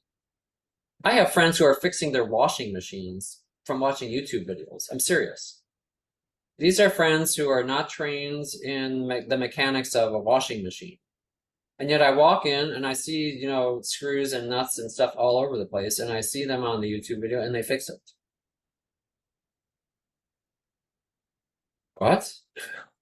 I've heard, you know, this is someone I was talking to at the pool the other day said, oh, I'm YouTube certified.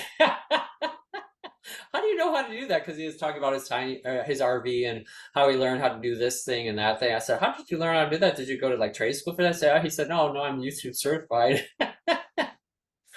So this is something else I want to encourage listeners, like, get educated. Educated just means find reliable information about whatever it is that you're wondering about.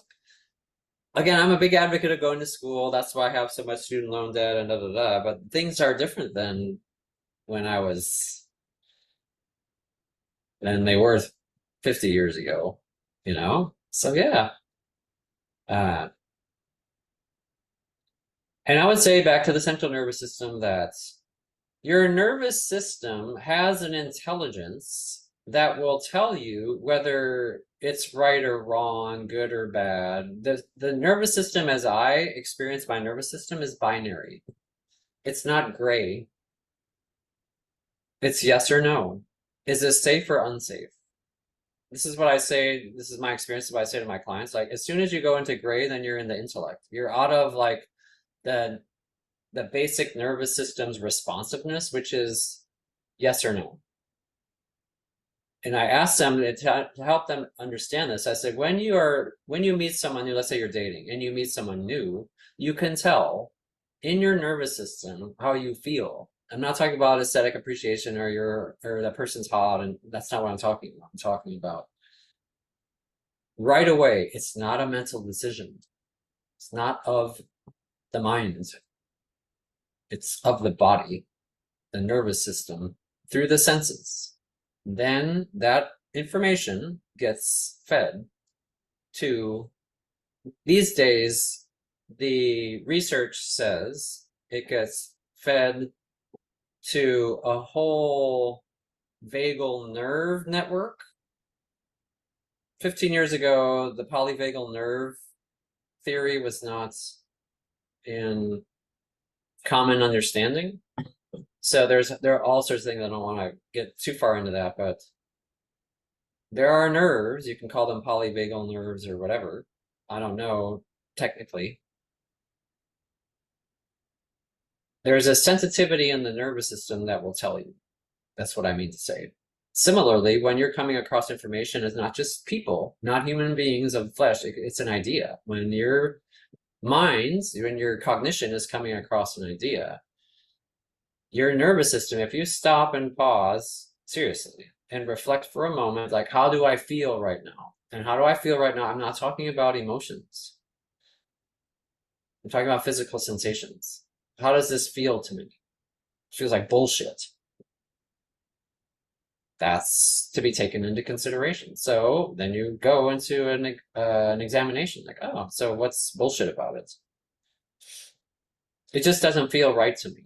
Just like these people don't feel right to me. This house doesn't feel right to me. Oh my God, it's the greatest house ever. I was like, oh, it's just like, there's something off about this. It's like that. That's what I attribute to the central nervous system. And there are certain, in triune brain theory, there are certain ideas about, oh, this is this particular part of the brain, whatever part of the brain, the neurologists and the neuroanatomists have their different ideas about what part is responsible for what response. Yeah. So I want to say again, summarize. Anyone can get educated. Do they want to learn? But anyone can get educated. That's true. I find just one of the biggest obstacles a lot of people have is oftentimes it's very difficult to solve a problem with the same belief system that led to that exact problem. So I feel for the majority of people, having like a good mentor is huge and can fast track their journey a tremendous amount, So yeah, you could become your own mechanic if you're ready to invest a gargantuous amount of time in education and trial and error. But even at that point, even if you go that route, you still end up running into mentors or hiring mentors at one point or another. I know I've hired many myself and just randomly, coincidentally ran into many as well. I'm sure you've had many yourself as well and stuff of that sort. So yeah, for sure. A lot of people can learn to kind of deal with their issue or fix their issue on their own. But I just think it's important to remember that it's like, it's again, like really tough to solve a problem with the same exact belief system that led to that problem. And then especially if they're in an environment that facilitates that kind of mind virus that leads to behavior ABC, that leads to then symptoms at the biological level, whatever that may be. That's what you said is profound in the sense of addressing what you said at the very beginning of this podcast, which is, I'll call it crisis. This healthcare crisis is because of what you just said. It's because the same paradigm is being used to treat what's off, what's out of balance. I think Einstein has a great quote around that. You can't solve a problem with the same mindset that created it. I think something to that effect. Yeah, and I find just in psychology or any kind of health field, I feel what's happening these days is it's like, how could we fix this person so they can be more industrial, so they can fit into the industrial system more? How could we work on your anxiety or depression so you can go to work more and be more productive at work and then make more money and then more. I find even like most health professionals are very sick themselves. It's rare to run into a health professional that's living sustainably or even healthy themselves. Like I went to like some medical and chiropractic convention here in Vegas like a few months back. And it's like, dude, like 99% of the people there are just like obese. And I'm like, dude, how, like when your leaders can't even be healthy themselves, how are the people seeking these people's advice going to be healthy either? They're not. It's like so silly. And that's because I feel also in the rare circumstance when a person is very competent, what's happening these days is they're using their intelligence to continue to live in that cesspool or swamp and kind of figure out how to tinker around with things or do good enough damage control and do everything possible except step away from the swamp, And what I'm suggesting is just like, dude, take like 3 steps to the left and get out of this swamp. And then like you'll heal yourself. And I just think it's because biology changes so slowly. It's either people live like human beings or they're going to just remain sick. And that's it.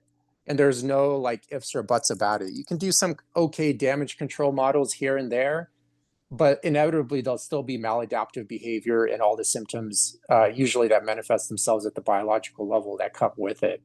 And that's it.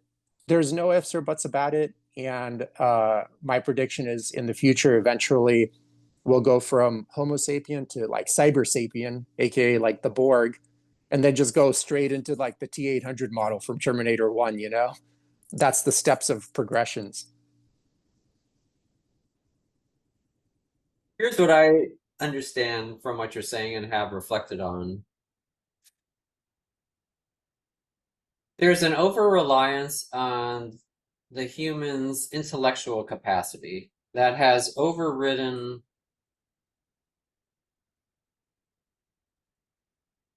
the basic physiological requirements for thriving. For example, the room full of overweight chiropractors or physicians who are overweight. In my experience of those people, because I have had many and loved them in different ways, there is so much going on, and I don't mean to localize the intellectual function to the brain, but a life lived in intellectual pursuit and analysis is an imbalanced life. So that's what I would say, what you're talking about.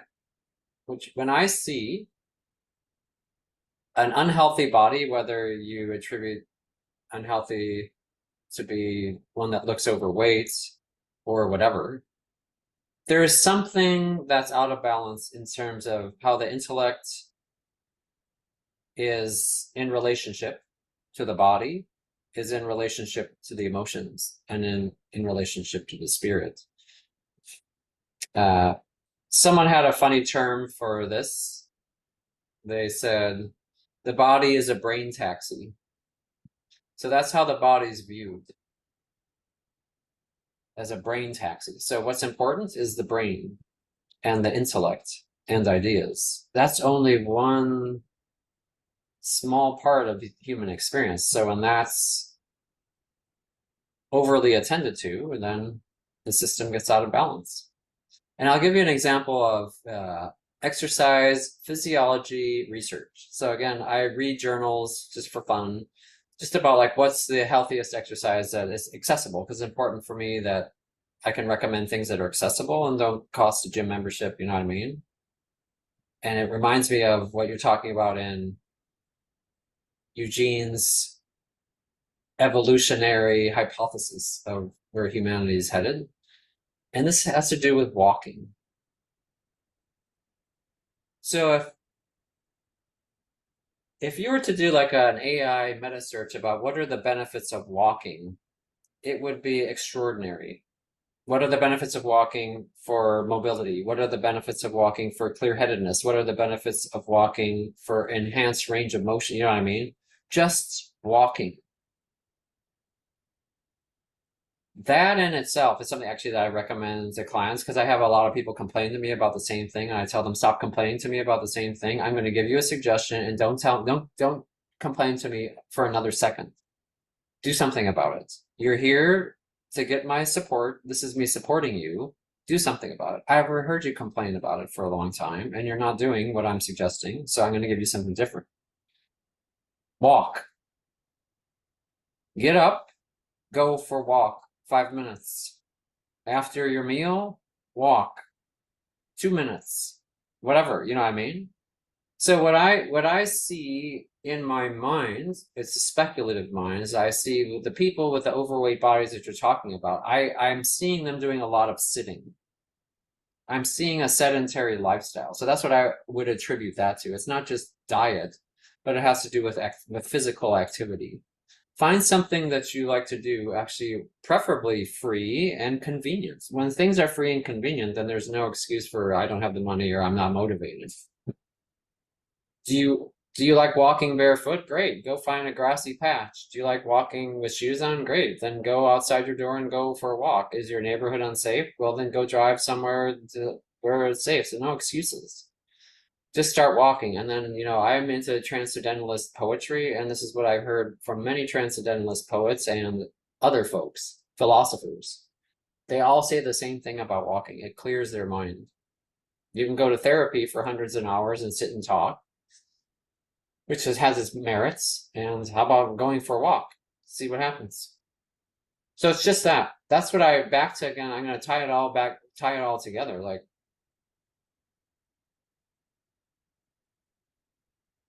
in terms of essentialism and living a simple life, that's what I have found to be the most fulfilling. Go for a walk. Is it the most satisfying? No. Satisfaction is completely different than fulfillment. The Buddhists speak very clearly about this more than any other philosophical or spiritual school,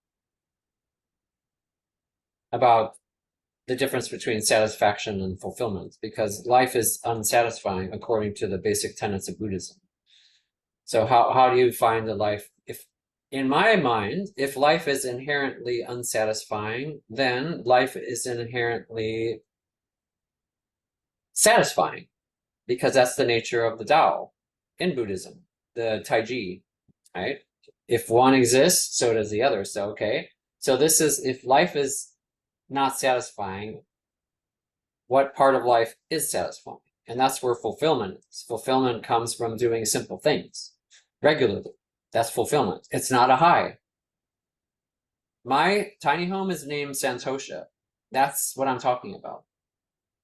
Santosha is that. Hey, Bradley, keep talking. I'm Yeah. just going to plug my phone in, okay? Oh, yeah. It means peace. It means fulfillment. It means contentment. It means all sorts of things.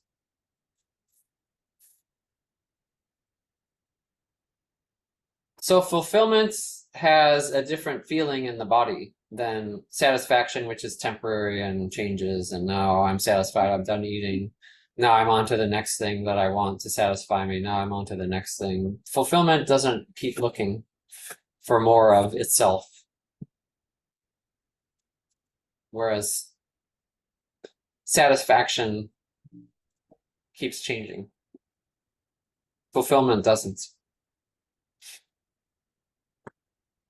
So I'm drawing a relationship of association between fulfillment and simplicity. That's, again, I'm speaking from my experience.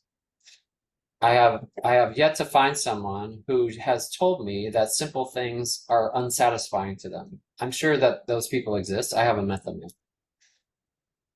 What I hear from people who are simplifying their lives, who are people who are my age, in their 60s, 70s, and 80s, that's what they have told me consistently. You know, having a simple life is just very fulfilling. And it's not because they're retired, that it has to do with that, or maybe it does have to do with something that they're being retired, but it just has to do with simplicity. Well, if you look at retirement, what is retirement? Having fewer things to attend to. Well, that's more simple. So therefore, right, it's fulfilling. Is retirement more fulfilling? As I would think through, like, probably not. It's spending less amount of time at work if you're working just to make money.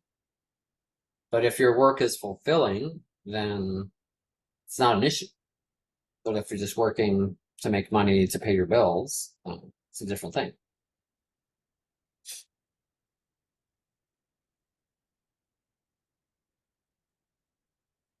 Well, Bradley, two more questions that I have before we close it out here.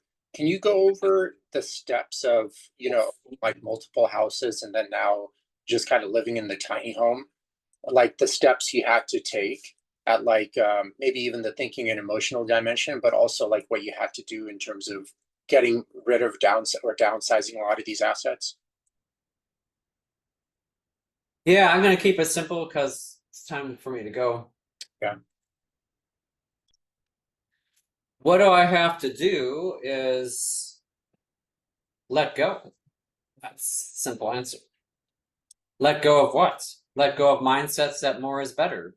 Let go of ideas that as a man, I need to have X amount of money in order to prove myself to my father, my mother, society, whatever, that I'm a success, that I have value based on how much money I have, or what kind of possessions I have, or what kind of person I'm married to, or whatever. So I let go of all of it. I let go of it, and I'm unique in the sense that I had it. I had all that, and now I don't. I let go of it. And that's what simplified my life, and there's more fulfillment and contentment in that. But I don't want to over-idealize that either. I wish I had more money in the sense of my mind, the part of my belief that says, if I have $70 million in the bank, or whatever amount you want to choose, then I will feel secure.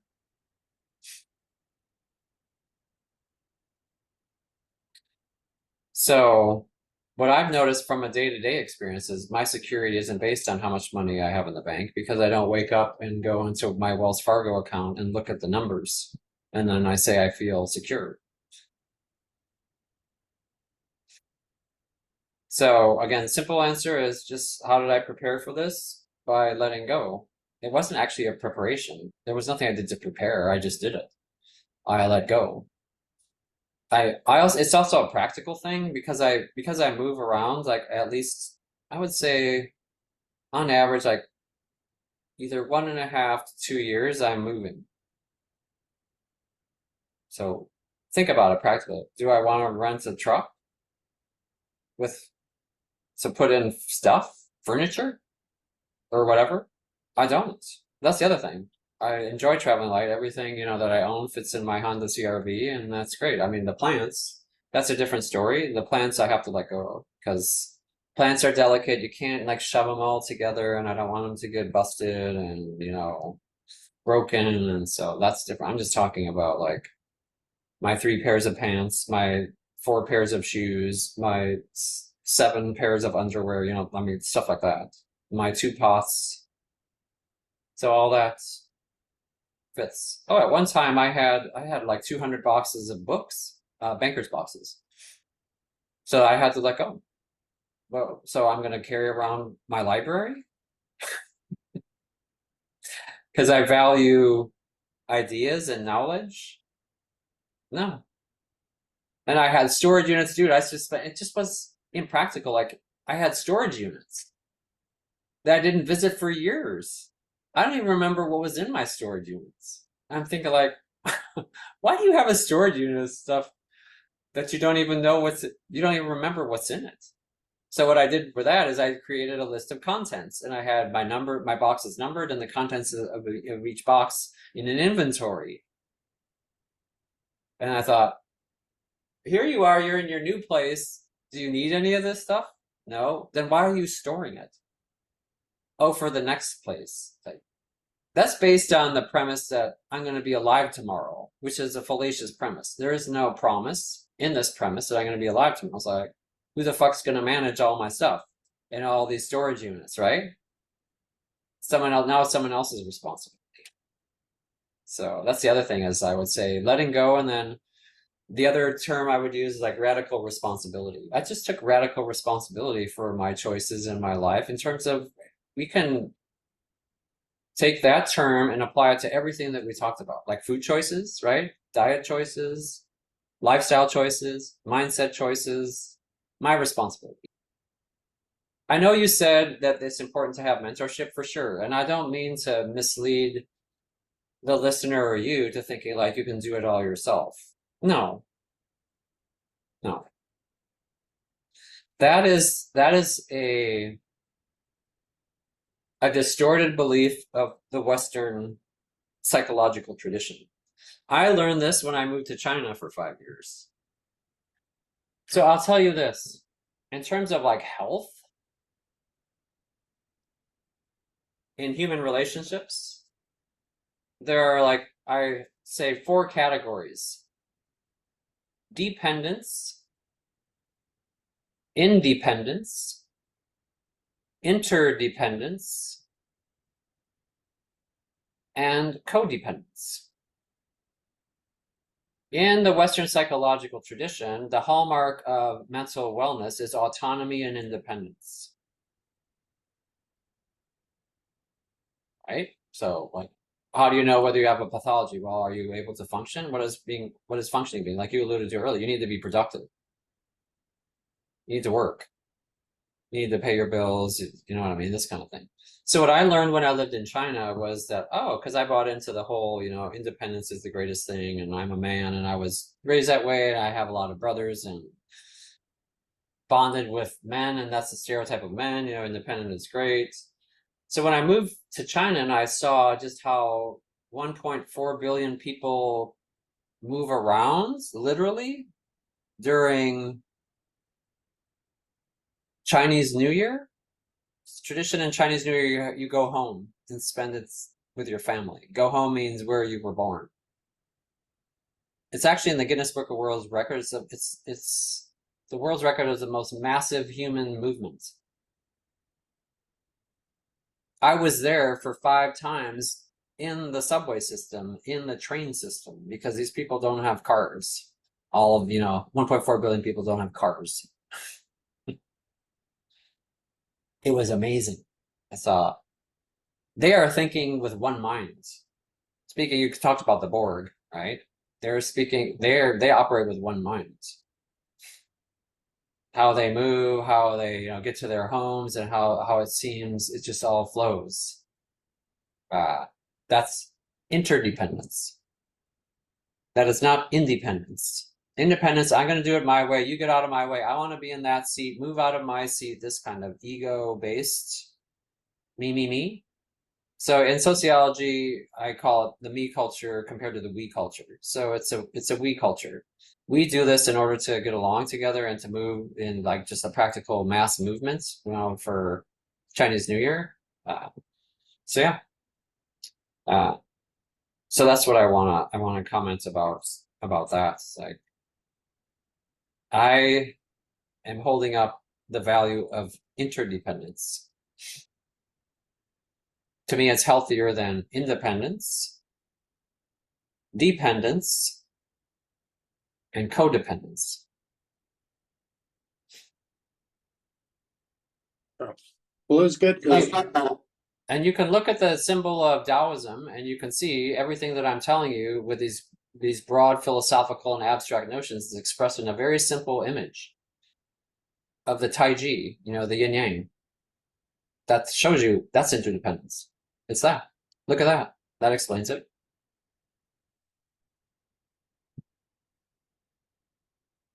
So I came to know, like, how did I prepare myself? I didn't really prepare myself, back to your question. Like, I just did what I am naturally inclined to do, which is to let go of this stuff. How hard was it? It actually was just a necessary thing. It wasn't like me sitting down and analyzing what I had to do.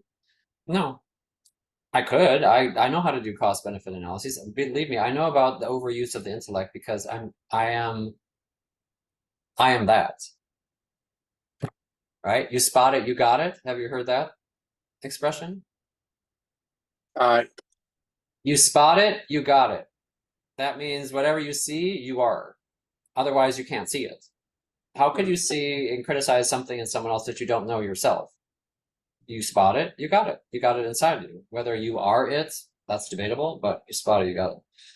So it's like, it's just like, I don't want this. My body doesn't want this. I don't want to be in this 18-year relationship. It's just like, no, I don't want it. This is something else that my nervous system's saying no more to this. Everything's saying no to this. So I just followed the no toward the yes. And that's what I love about the nervous system. I use it every day. I have all sorts of things that we can talk about another time, techniques that I use to check in with my nervous system. I do it every day, many times a day, because otherwise it's all going to go into my vast analytical network of intellect and cognition. Oh, yeah, it would be good to talk to you. I know we're going to call it a day here, but it would be good to talk next time on like the conditioned self and people's over reliance on it, and then how that various maladaptive behavior, and even maybe more like why relationships do work and don't work out. A lot of relationships don't work out as well. That would be kind of an interesting topic to cover. Yeah, it would be. Yeah.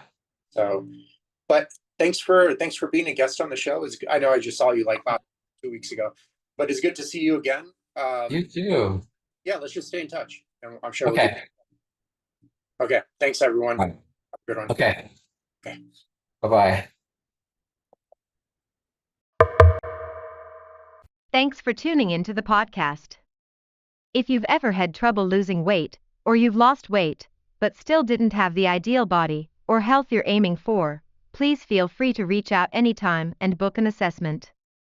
Eugene will work with you to cover your goals in detail, see what's holding you back, and go from there. In the meantime, feel free to check out the countless testimonials on Eugene's website in the link below. In the testimonial section, you'll notice everyone has various backgrounds, are of all different ages, and all have had different challenges in their life, but they all have one thing in common: they were all able to find their health and achieve their ideal body. You're also welcome to add yourself to the Facebook group in the link below. There you'll have access to the live videos that Eugene does weekly on Sundays and other helpful content. Thank you again for tuning in.